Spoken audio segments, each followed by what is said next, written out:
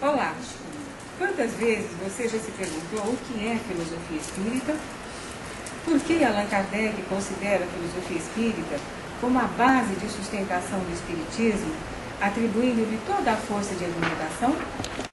A filosofia espírita responde às minhas questões existenciais, eu como adulto, jovem, idoso ou idosa? A filosofia espírita me explica as razões pelas quais o mundo hoje está tão conturbado? Como fazer a leitura desses eventos com as ferramentas que a filosofia espírita me oferece? E, finalmente, quais os aspectos convergentes da filosofia espírita com a filosofia laica?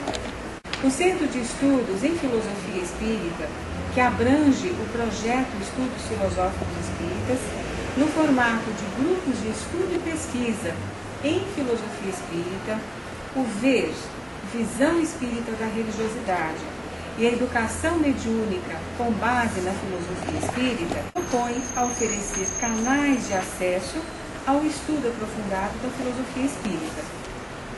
A partir de hoje, você poderá acessar essa ferramenta. Estarão disponíveis através dos seguintes canais: aulas presenciais no Centro Espírita Nosso Lar, em Santana, São Paulo. Aulas sintetizadas no blog Filosofia Espírita, Encantamento e Caminho.blogspot.com e aqui no YouTube. Participe conosco.